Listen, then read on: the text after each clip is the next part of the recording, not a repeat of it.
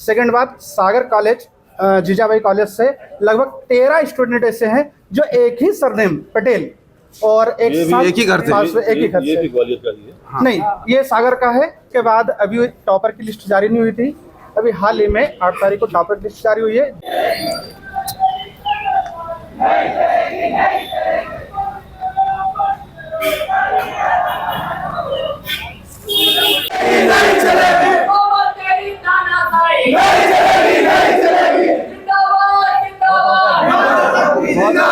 रोजगार दो, बहुत हो गया ड्रामा, रोजगार दो हमारा, बहुत हो गया ड्रामा, रोजगार दो हमारा, बहुत हो गया ड्रामा, रोजगार दो हमारा, भारत माता की वंदे वंदे। जी बताइए, डिस्ट्रिक्ट कलेक्टर हूँ आशीष खरे। सर अभी हाल ही में पटवारी भर्ती परीक्षा हुई थी ग्रुप 2 सब ग्रुप 4 के अंतर्गत, उसका भी रिजल्ट आया है, ठीक है। उसके बाद अभी टॉपर की लिस्ट जारी नहीं हुई थी, अभी हाल ही में 8 तारीख को टॉपर की लिस्ट जारी हुई है, जिसमें एक ही सेंटर ग्वालियर एनआरआई कॉलेज से लगभग 7 स्टूडेंट टॉप किए। सेकंड बात, सागर कॉलेज जीजाबाई कॉलेज से लगभग 13 स्टूडेंट ऐसे हैं जो एक ही सरनेम पटेल और एक साथ एक ही घर से। एक ही घर ये से। भी ग्वालियर का ही है। नहीं, ये सागर का है जीजाबाई और ग्वालियर का है एनआरआई कॉलेज। तो यहाँ से एक ही स्टूडेंट जो है एक जैसे पास हुए हैं। साथ में ये जानकारी मिली अभी कि जो टॉप किए हैं उन्होंने सब ने एक जैसे हस्ताक्षर किए हिंदी में, एक जैसे मार्क्स लेकर के आए हैं और एक जैसे आंसर भी उन्होंने सही किए हैं। और जो व्यापम ने गलत माना उन्होंने वही सही माना। जो क्वेश्चन हटाए गए वो क्वेश्चन उनको पहले से ही मालूम था कि क्या हटने वाले, और जितनी आपत्ति लगी उनसे ज़्यादा नंबर आ गए। बात ये है कि हम लोग 2-3 साल से ही तैयारी कर रहे हैं, हमारे 150 प्लस में आते 200।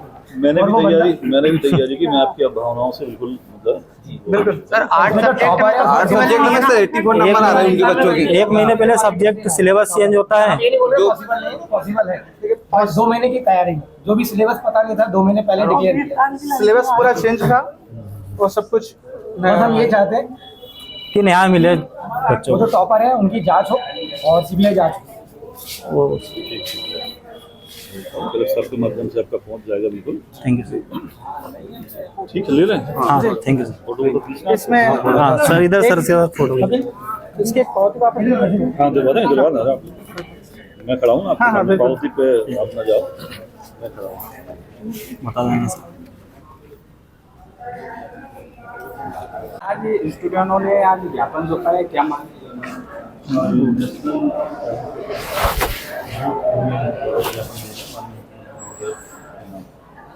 पटवारी भर्ती परीक्षा के संबंध में आपत्तियां हैं,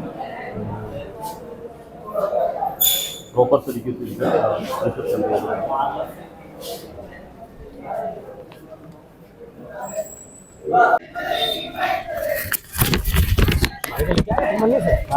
अपना चल वीडियो बनाने के लिए। चलिए दोस्तों, आज जो कलेक्टर में ज्ञापन देने की बात कही थी वो ज्ञापन दे चुके हैं 12 बजे, और आश्वासन मिला है कि चलो इसमें जांच वगैरह करवाएंगे जो भी होता है।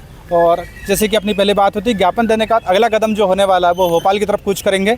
और अभी हमारे पास हरदा के सारे टीचर्स और बच्चे जो हैं एकत्रित हैं, उनके विचार जान लेते हैं अपन कि क्या क्या विचार हैं और ज्ञापन के विषय में क्या बोलना चाहते हैं। सबसे बात करते हैं। अजय सर हमारे पास बात करेंगे। देखो, सबसे पहले तो ज्ञापन देने का हमारा उद्देश्य ये था कि जो घोटाला हुआ है, जैसा टॉप 10 में सारे लोग आए हैं जो पूरे तरीके से फर्जी है, ऐसा दिख रहा है, साफ साफ शो हो रहा है। और हमने ज्ञापन इसलिए नहीं दिया कि हमें री एग्ज़ाम कराना है या कैंसिलेशन कराना है, हमें बस इसलिए ज्ञापन दिया है कि जो घोटाला हो रहा है आने वाले एग्ज़ाम्स में, क्योंकि अभी कुछ दिन बाद ही कांस्टेबल का एग्ज़ाम होने वाला है, अगर इस तरीके का घोटाला होता रहा तो जो लोग कांस्टेबल की तैयारी कर रहे हैं वो डिमोटिवेट हो रहे हैं। वो सोच रहे हैं अगर यही व्यापम के एग्ज़ाम्स को हम देते रहेंगे तो घोटाले में हो सकता है हम भी शामिल हो जाएं, क्योंकि गाँव के साथ तो घुन भी पिसता है ना। तो वैसी कंडीशन है अभी व्यापम के साथ, और हम सोच रहे हैं कि री एग्ज़ाम ना हो, क्योंकि जिसने मेहनत की है उसका भी सिलेक्शन उसमें हुआ है, तो वो भी ना पिस जाए। तो वो इसलिए हम सोच रहे हैं कि अब तक जो हुआ है ठीक है, लेकिन इस पर जांच हो और जो टॉपर्स हैं उनकी जांच पड़ताल की जाए। नहीं तो अब तक जो टॉपर्स है वो आग की तरह बाहर आते हैं, क्योंकि गांव में माहौल अगर पटवारी का बन जाता है तो लोग लड़ फोड़ देते हैं पटाखे की, दोस्ती यारी में पार्टी होती और यूट्यूब पे वीडियो बनता, शॉर्ट्स बनते और वायरल होते और पूरे देश को पता होता है कि पटवारी में फर्स्ट रैंक कौन आया, सेकंड कौन आया। जिस तरीके से केंद्र सरकार में एसएससी के एग्ज़ाम होते हैं, टॉपर्स के नाम फटाफट आते हैं और वो इंटरव्यू भी लेते हैं अगले दिन, तो ऐसा कुछ भी एमपी में नहीं हुआ। इंटरव्यू तो वो लोग ले रहे हैं जो नीचे आए हैं और टॉपर्स तो कहीं और ही हैं, पता ही नहीं है उनका। तो बस इतना ही चाहूँगा कि सरकार इस पर ध्यान दे और सीबीआई जांच की मांगे। Thank you. गोपाल सर कुछ चलो दिव्यांशु सर से बात कर लेते हैं। तो प्यारे बच्चों, आपको पता है कि मध्य प्रदेश में कितना बड़ा घोटाला हुआ है। अब ज़्यादा कुछ बताने की ज़रूरत नहीं है, मैं तो इतना ही कहूँगा सभी लोग सपोर्ट बनाए रखें, सभी टीचर्स साथ में, सभी बच्चे भी साथ में जाओ, क्योंकि लड़ाई किसी टीचर की नहीं है, ये सारे बच्चों की लड़ाई है। बाद में हमारे सिंघम सर भी हैं साथ में और गोपाल सर, हमारे शाहरुख सर आपको बताएंगे क्या क्या। सबसे पहले तो ये जो व्यापम घोटाला हुआ इसके बारे में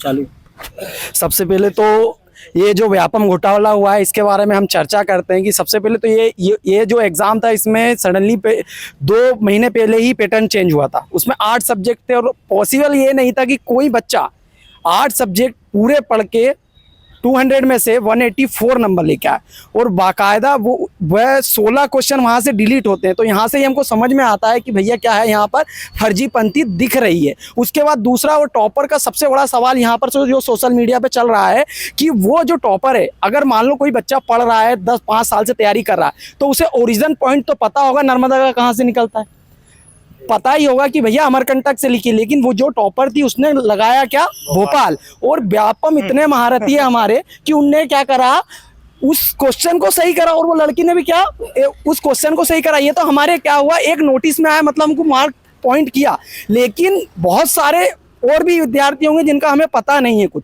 तो हम सरकार से यही गुजारिश करते हैं कि इस मामले को संगीन में ले और सबसे पहले इस पर जांच बैठाए। हम सीबीआई की जांच की मांग करते हैं और जो भी दोषी पाया जाता है अगर उसमें, तो उन पे सख्त से सख्त कार्रवाई की जाए। ठीक है सर।